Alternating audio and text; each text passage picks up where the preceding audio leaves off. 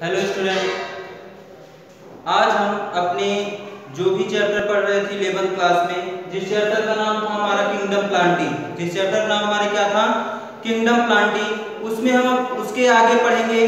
Kingdom planting में हम पढ़ चुके हैं, कहाँ तक हम पढ़ चुके हैं अपना जो भी डिवीजन था उन डिवीजन में थैलोफाइट्स पढ़ चुके हैं। उसके बाद फिर हमने पढ़ा ब्रायोफाइट्स के बारे में, उसके बाद टेरिडोफाइट्स के बारे में पढ़ लिए। अब हमें पढ़ना किसके बारे में है? जिम्नोस्पर्म के बारे में। किसके बारे में पढ़ना है? जिम्नोस्पर्म के बारे में पढ़ना है। बात समझ में आई? यानी हमने जब आपको एक चार्ट बनाया था, किसका चार्ट? क्लासिफिकेशन वाला, जिसमें पूरे प्लांट को डिवीजन में जब डिवाइड किए थे, उस समय हमने बताया था कि पूरा जो प्लांट होता है, इस प्लांट को हम 5 किंगडम में डिवाइड करते, 5 डिवीजन में डिवाइड करते हैं, जिसमें से पहला डिवीजन थैलोफाइट, दूसरा ब्रायोफाइट, तीसरा टेरिडोफाइट और चौथा जिम्नोस्पर्म, पांचवा एंजियोस्पर्म था। एंजियोस्पर्म हम अपने प्रीवियस इससे कई पिछले वीडियो में पढ़ चुके हैं। यानी सबसे पहला जो वीडियो हमारा बना था एंजियोस्पर्म में था, काहे था, उसको हम इसलिए पहले पढ़ा क्योंकि वो आपके सिलेबस से हटके था, इसलिए हम उसको पहले पढ़ा चुके हैं। इंटर में जो भी बच्चे हैं उनको केवल जिम्नोस्पर्म तक पढ़ना है, यानी थैलोफाइट, ब्रायोफाइट और टेरिडोफाइट, उसके साथ जिम्नोस्पर्म पढ़ना है।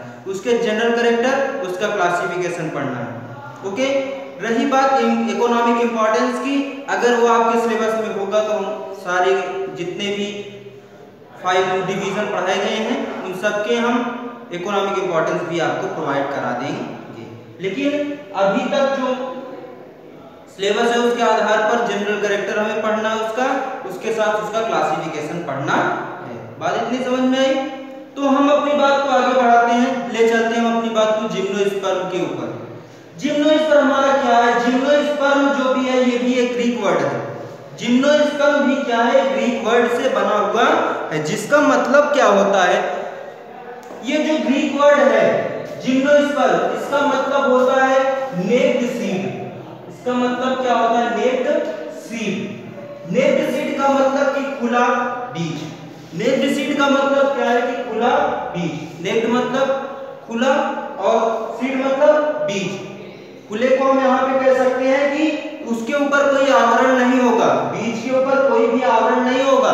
This is called gymnosperm. उसे हम जिम्नोस्पर्म कहते हैं। ऐसे प्लांट जिनमें जो सीड होगी वो नेक्ड नहीं होगी, उस तरीके के प्लांट को हम क्या कहेंगे? जिम्नोस्पर्म कहेंगे। इसमें सबसे पहले चीज it is naked seed plant, यानी सबसे पहला पॉइंट इसमें लिखा गया है it is a naked seeded plant. ये कैसा प्लांट है? नेक्ड सीडेड प्लांट है। अगला चीज क्या है? This involve earlier than the flowering plant, यानी जो भी पादप जिनमें पुष्प लगता था, जिनमें फूल लगता था, एंजियोस्पर्म जितने भी थे, उनके पहले जिम्नोस्पर्म इस पूरे पृथ्वी पर आए हैं।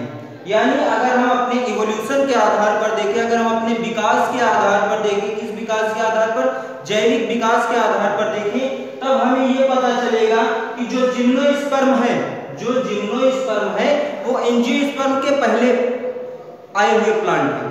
ठीक, जैसे हम सबसे पहले अगर बात करें कि पूरे पृथ्वी पर सबसे पहला प्लांट कौन सा था, वो थैलोफाइट डिवीजन से बिलोंग करेगा। थैलोफाइट्स था सबसे पहले, जिसमें हम एल्गी पढ़ते हैं। उसके बाद फिर अगर हम बात करें कि उसके बाद क्या है, तो उसके बाद ब्रायोफाइट, जिसमें मॉसेस के बारे में बात करते हैं। फिर उसके बाद बात करें तो टेरिडोफाइट आया था, थैलाइड लाइक स्ट्रक्चर। ठीक, दिस इज कॉल्ड टेरिडोफाइट। और आज जो बात करेंगे वो क्या है? जिम्नोस्पर्म। बात समझ में आई? अगला चीज क्या है? In this group about 500 species of are found on the earth, यानी इस जो भी ये समूह है, जो भी जिम्नोस्पर्म का समूह है, इसमें लगभग 500 स्पीशीज आती है। इसके अंतर्गत जिम्नोस्पर्म के अंतर्गत इस पूरी पृथ्वी पर लगभग 500 प्रजातियां हैं। किसकी? जिम्नोस्पर्म की।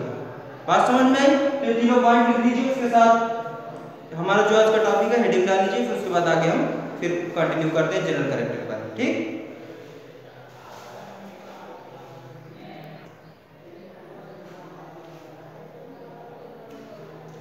अब हम बात करें अपने जिम्नोस्पर्म में जो जनरल कैरेक्टर है उसकी बात करें। इसमें सबसे पहला पॉइंट क्या है? Gymnosperm are worldwide in distribution. Gymnosperm पूरे इस पृथ्वी पर हर क्षेत्र में, हर जगह पे फैले हुए हैं। जिम्नोस्पर्म पूरे पृथ्वी पर हर जगह फैले हुए हैं।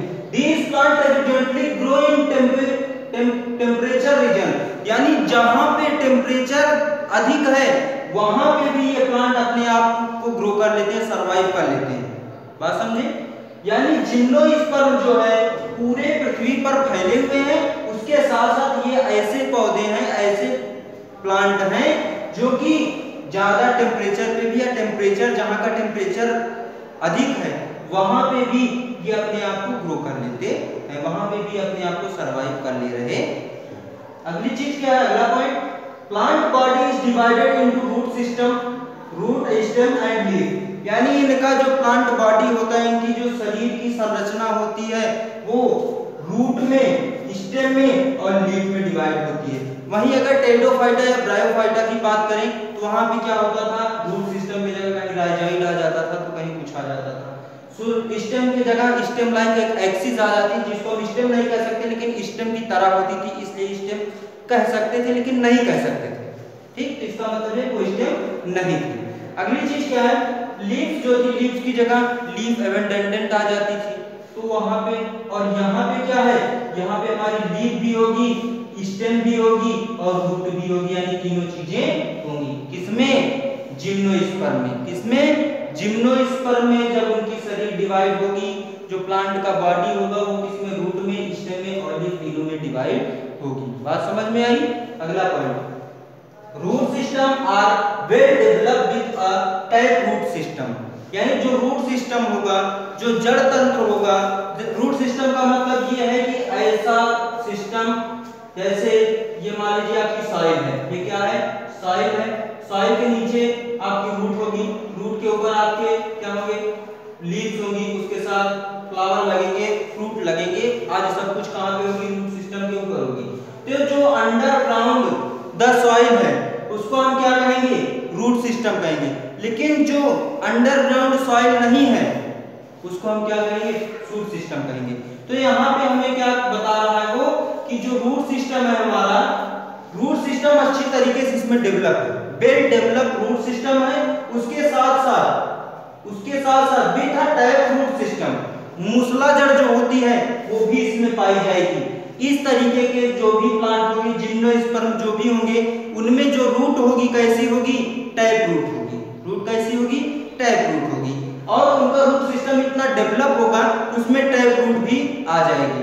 बात समझे?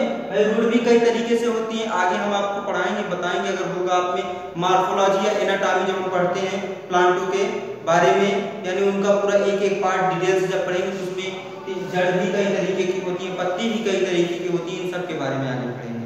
ठीक है, तो अभी परेशान होने की जरूरत नहीं है। आप देखते हो कुछ ऐसे पेड़ होते हैं जिनमें एक मोटी सी पतली सी जड़ ऐसे सीधी चली जाती है, उसके साथ उससे कई सहायक जड़ें निकली हुई होती हैं। तो जिसमें ऐसी मोटी सी पतली सी एक जड़ जाती है, this is called tap root. उसी जड़ को मूसला जड़ या फिर टैप रूट के नाम से हम जानते हैं। आगे अगला पॉइंट जरा कैरेक्टर देखते हैं। The leaf have the thick cuticle layer and many second stomata. यानी कि लीव्स जो होंगी, लीव्स में जो लीव्स की किनारे की लेयर होती है जो कि क्यूटिकल से बनी हुई होती है। ठीक है, जैसे मान लीजिए क्या है, ये लीफ है, तो लीफ में जो ये साइड है, जो हम थोड़ा मोटा कर रहे हैं, ध्यान से देखिएगा आप लोग, ये वाला पार्ट और इधर में ये वाला पार्ट, ठीक, ये पूरा क्या होता है, क्यूटिकल से बना हुआ होता है। किससे बना हुआ होता है, क्यूटिकल से। ठीक है ना, तो ये जो पार्ट क्यूटिकल से बना हुआ है, यहाँ पे क्या है कि लीफ साइबर थिक क्यूटिकल, इसकी क्यूटिकल कैसी होती है, बहुत मोटी होती है। एंड मेनी सेकेंड स्टोमेटा, और इसमें जो स्टोमेटा होती है बहुत पास होती है। ठीक, स्टोमेटा कैसा होगा, बहुत पास होगा। उसके साथ जो क्यूटिकल होगी उसकी लेयर कैसी होगी, एकदम मोटी होगी। अगला point, the male plant body is saprophytic. यानी इसका जो मेल प्लांट बॉडी होगा कैसा होगा, सेप्रोफाइटिक। सेप्रोफाइटिक मतलब टूयन होगा, जिसको हम डिप्लॉइड कहते हैं। ठीक है, इसको हम सेप्रोफाइटिक नहीं, स्पोरोफाइटिक। ठीक है, सेप्रोफाइटिक स्पोरोफाइटिक दोनों में अंतर है। सेप्रोफाइटिक का मतलब होता क्या है कि जो कि अपने आप को सरवाइव कहां पे कराते हैं, किसी भी डेड और डिके मटेरियल पे सरवाइव कराते हैं, उसको सेप्रोफाइटिक कहते हैं। लेकिन स्पोरोफाइटिक मतलब 2m डिप्लॉयड अवस्था होगी। ठीक है, अगला point, root of the some gymnosperm have symbiotic relationship with fungi also. जैसे फंगी क्या करते हैं, कुछ फंगी होते हैं जो कि सिम्बायोटिक रिलेशनशिप शो करते हैं, सिम्बायोटिक रिलेशन शो करते हैं, उसी तरीके से जो जिम्नोस्पर्म होते हैं उनकी भी जो जड़ें होती हैं उस तरीके से ऐसा जैसे फंगी रिलेशन शो करते हैं उस तरीके से सिम्बायोटिक रिलेशनशिप जिम्नोस्पर्म के रूट भी शो करते हैं। कुछ ही प्लांट है, कुछ ही जिम्नोस्पर्म ऐसे। These are known as माइकोरहिजिया, जिसको हम क्या कहेंगे, माइकोरहिजिया के नाम से जानते हैं। और जैसे कि एग्जांपल ले लिए किसका, पाइनस का। पाइनस एक ऐसा प्लांट होता है जो कि सिम्बायोटिक रिलेशनशिप शो करता है, यानी वो क्या करेगा, जब भी उसको कोई भी मिनरल्स लेना होगा तो कहां से लेगा, वो जाके सीधा लेगा किससे, जो भी डेड और डीके मटेरियल उस सॉइल पे रहेगा उससे जाके वो ले लेगा उसको। बात नहीं समझ में, इसको जनरल कैरेक्टर नोट कर लीजिए, आगे और बता रहे हैं।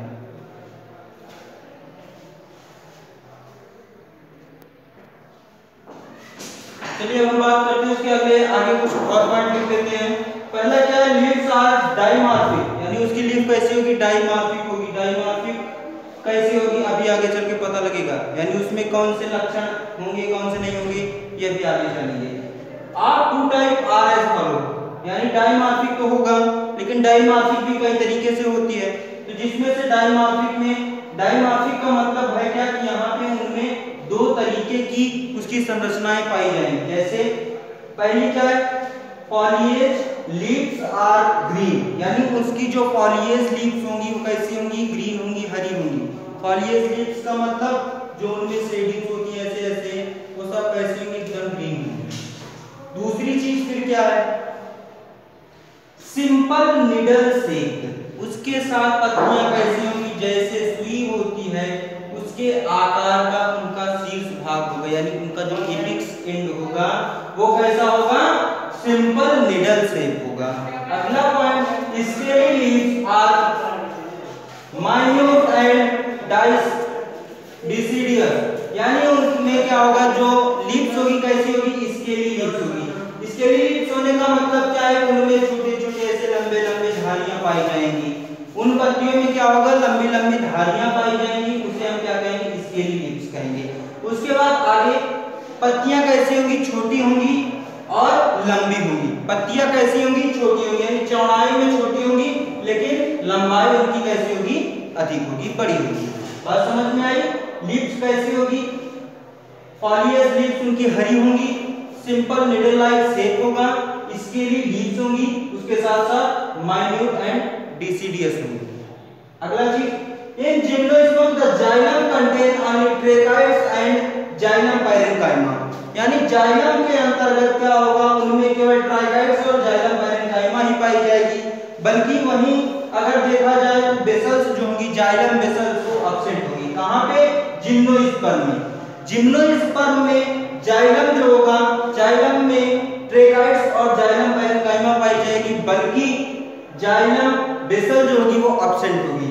लेकिन वहीं फ्लोएम में, in phloem companion cell is absent, phloem में क्या होगा, जो कंपेनियन सेल होगा वो एब्सेंट होगा और सीड सेल्स आर प्रेजेंट, लेकिन जो सीड सेल्स होंगी वो क्या होंगी, वो प्रेजेंट होंगी। सीड सेल्स क्या होंगी, प्रेजेंट होंगी, यानी उपस्थित होंगी, उनमें पाई जाएंगी, लेकिन जो कंपेनियन सेल होंगी वो उनमें नहीं पाई जाएंगी। किसमें, जिम्नोस्पर्म के फ्लोएम में।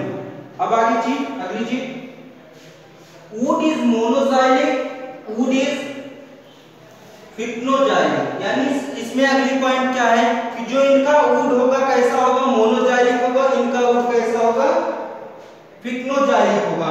मोनोजाइलिक और फिक्नोजाइलिक का मतलब क्या होगा, यहां पे जो मोनोजाइलिक होगा उसका मतलब होगा कि पैरेन्काइमा उनमें प्रेजेंट होगी। मोनोजाइलिक का मतलब यह है कि उनमें पैरेन्काइमा पाई जाएगी, और वहीं अगर फिक्नोजाइलिक की बात करें तो यानी उनमें पैरेन्काइमा एब्सेंट होगी। तो अगर साइकस की बात करें, साइकस का वुड कैसा होगा, मोनोजाइलिक होगा, यानी इनमें जो पैरेन्काइमा होगी वो क्या होगी, प्रेजेंट होगी, पैरेन्काइमा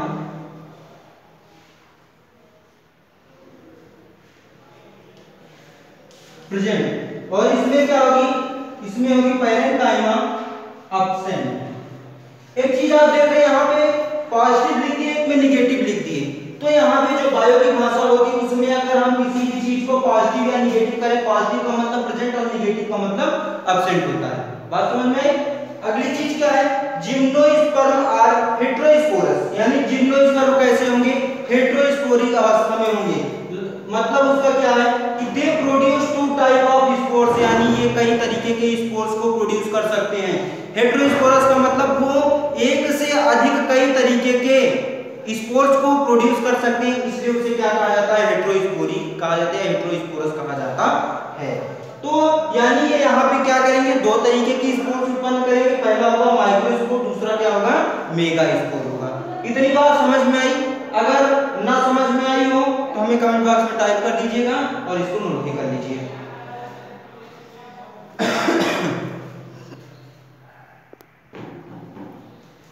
अब हम बात करें अगर जिम्नोस्पर्म के क्लासिफिकेशन की, तो कैम्बर्लियन नाम के एक साइंटिस्ट थे जो कि सन 1934 में क्या किया, कैम्बर्लियन ने इस पूरे जिम्नोस्पर्म के दो क्लासों में बांट दिया। पूरे जिम्नोस्पर्म क्या किया, दो क्लास में बांट दिया, जिसमें पहला क्लास क्या था, साइकेडोफाइटा, दूसरा क्लास क्या था, कॉनिफेरोफाइटा। ठीक, साइकेडोफाइटा के अंतर्गत साइकस और जेमिनिया आते हैं, इस तरीके के जो भी प्लांट होते हैं वो सब आते हैं। कॉनिफेराफाइटा के अंतर्गत जैसे पाइनस हुआ, ग्नेटियम हुआ, जिनेटम हुआ, तो ये सारे प्लांट क्या होते हैं, कॉनिफेरा के फाइटा के अंतर्गत आते हैं। तो आज के लिए जो कुछ भी था केवल जिम्नोस्पर्म का ही वीडियो था, जिम्नोस्पर्म का ही लेक्चर था आज के लिए। इसका जनरल क्लासिफिकेशन, जनरल कैरेक्टर, उसके साथ इसका क्लासिफिकेशन।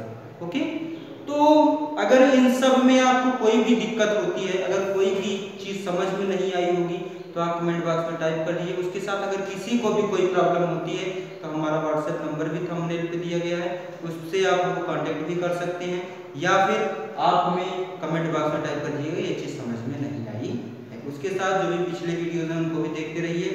हमारे चैनल ज़्यादा से ज़्यादा लाइक, सब्सक्राइब और कमेंट भी करिए, शेयर भी करिए, ज़्यादा से ज़्यादा शेयर करिए जिससे हमारे सब्सक्राइबर बढ़ सके कुछ।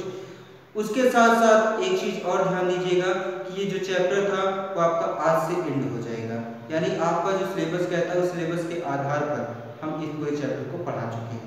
इस चैप्टर में आपको थैलोफाइट, ब्रायोफाइट और टेरिडोफाइट और जिम्नोस्पर्म, इन्हीं चार चीज़ों के जनरल कैरेक्टर और क्लासिफिकेशन पढ़ने थे, जो कि हम आज आपको पढ़ा चुके हैं। यानी जनरल कैरेक्टर इसका भी जिम्नोस्पर्म का हो गया, उसके साथ इसका क्लासिफिकेशन भी हो चुका है। तो आई थिंक आपको ये वीडियो जरूर अच्छी लगी होगी, तो आप सब लोग इसमें ज़्यादा से ज़्यादा इसको शेयर करिए हमारे चैनल को, जिससे हमारे को सब्सक्राइब भी बढ़ जाए। उसके साथ साथ अगर कोई दिक्कत होगी तो आप कमेंट बॉक्स में टाइप भी कर दीजिएगा। थैंक यू क्लास, अच्छे से पढ़िए।